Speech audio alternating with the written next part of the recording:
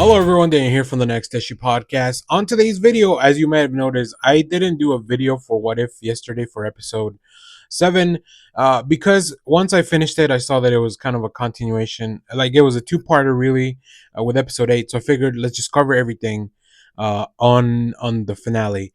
So this is a review for both episodes 7, What If the Watcher Disappeared, part 1, that's part 1, and then What If, which is episode 8.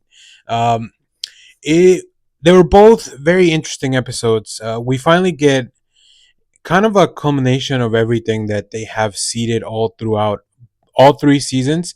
And although I think the story itself was very subtle, I don't think at any point we were wondering like this is where it's all going to end up at. But all the interferences, all the things that Uatu had been doing, which funny enough, he really was unnamed, right? He was the Watcher. The other entities, although Watchers themselves, they're called the Eminence, the Incarnate, and the Executioner, as we've seen. But in this episode, we first get to revisit a new force, right? We are in the Nova Prime planet, the one um that had been left in charge of Nebula, or Nebula was in charge of it. It started off as the Neo Noir planet in the kind of Blade Runner episode last season, but we start there. The Hydra thing, that giant monster Hydra created, invades, and we have the force that Peggy Carter had been putting together. Come in and save the day. Now that was really cool. The team consists of course, Captain America, Captain Carter, Peggy, a reprise role by Haley Atwell. We also have Storm, who is voiced by Alison Seeley Smith. So the voice may sound very, very familiar. We have Kahori, voiced by Debbie Jacobs, who we met in last season of What If. And then we have a new character which we met this season as a baby. It is Birdie, voiced by Natasha Leone. Uh, Very much a punk rock bird hybrid human, that feels very similar to wielding the powers of the Star Brand in the comics. I don't know if that's exactly what they were going for. I don't know if Birdie is a character from the comics. I didn't really want to look into it because I want to do maybe a follow up video just about that character. But it's really, really cool. So in this video, we see that that force comes together, they rescue the planet, and then we see that Uatu is now, or the Watcher, he's taken prisoner by the other Watchers, the other presences, and those fragments go down to Earth, and they're trying to figure out, or not to Earth, but to the universe. So now Captain Carter is trying to figure out how can they get him back, and that's kind of where the episode leaves off. So they have a lot of iterations where they fail to go, and they only have one more shot. So in the next episode, I guess towards the end of the episode, they realize that the only one that can help them is that Infinity Ultron, the one that has all the. It's like the Vision with the Ultron armor that has all the gems. We met that one. That Ultron destroyed everything in its own multiverse. So yeah, it's really cool. Like these last 2 episodes, they really are kind of bringing everything back. Seeing Storm as wielding Mjolnir, it's such a cool iteration in the comics, but just seeing that character being brought into this piece of the MCU, that's really fun. And I can't wait to see the character in live action. I'm a big fan of Storm. It's just a very cool character. She's powerful. She's great. She's smart. And she just looks so cool. And like pretty much any iteration of Storm, she just looks cool.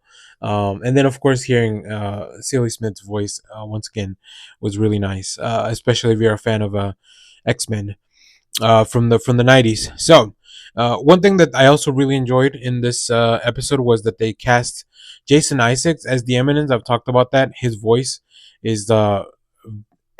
If you are a fan of the Harry Potter films, you'll know that his voice has this presence. So that was really cool. And yeah, I think the visuals look great. I think there's battles and everything. Not as much fighting in the first episode, in episode 7, but there is some battling. I think Kahori's portals are really cool visually. One thing that is really interesting is that a lot of these characters, like Kahori and Storm, and I don't know, maybe this was something just to get away with a little bit of the animation, their eyes are constantly lit up, so they don't really have to. It's a little bit harder for them to emote, but that's where the kind of the voice performance comes in. But other than that, fantastic episode. And like I said, I really like the character of Birdie. I think Natasha Leone fits really well. So let's go to the last episode, the What If. What If, where we see that these entities. Well, first we learn the origins of how Uatu got the job, right? We see a little bit of that, what his mission really was at the beginning. So it's nice to explore that lore. There's so many stories with the Watcher showing up in the comics that it's always nice to kind of remind ourselves that he himself is a character. There's a cool story called Original Sin in the comics, although it's not the most popular one. Like the whole premise is that somebody killed the Watcher and took his eyes. So that it's kind of fun. Like there's some really fun events that kind of spin out of that. The event itself is fine overall. So yeah, if you're interested in reading more, but back to this one, we see that in the present time, Uatu's been captured. Peggy is revealed to also have been captured because Peggy went herself to try to talk Infinity Ultron into doing this so she wouldn't risk her team. Um, but they arrive in the ship. Um, Everybody that's chasing after Ultron, now that he's helped them, they can arrive with the ship because he was the only being that's able to face to that fifth dimension where the Watchers are. And they begin to fight. They start a fight. They have a plan to take everyone to Stephen Strange's dimension, the Stephen Strange we met in season one that destroyed everything and then remade everything kind of back in his image. He holds absolute power in that universe, which means that he could strip away the power of the Watchers if he wanted to. And that's their plan, but unfortunately, it doesn't go to that. They land in a planet that's they end up in a universe that's close to that one, but not exactly it. So they have to fight, and the fight is really cool. There's a lot of cosmic powers being thrown around. We see a lot of Kirby Crackle. Kirby Crackle is it's the moniker for a style of like displaying these cosmic powers that Jack Kirby kind of brought out in his books and back back when he invented all those cosmic entities, and it's been kind of like been a staple of like how to display cosmic powers. So it's really cool to see it from the comics, still showing up in media today. It's a really cool impact. So uh, after that, Uatu makes everyone a watcher. So Birdie, uh, Kahori, Storm, and Captain Carter, they all become watchers, so they have powers. So the fight's a little bit more even after Ultron's been eliminated. Um, but it ends up being that Peggy has to make the sacrifice play to push everyone into that Stephen Strange universe, and that's where the Watchers finally lose their powers. So they have a conversation, and now it seems that that's kind of the end of it. Like these Watchers now have to learn from Uatu, who we finally his name is finally spoken out loud. So like I've been calling him Uatu this whole time because that's what I know from the comics. But yeah, the whole premise of these Watchers is that they lose their individuality, they lose their name, they're not an individual when they are doing fulfilling their role of being the Watcher. So yeah, this was a lot of fun. I really enjoyed the series overall.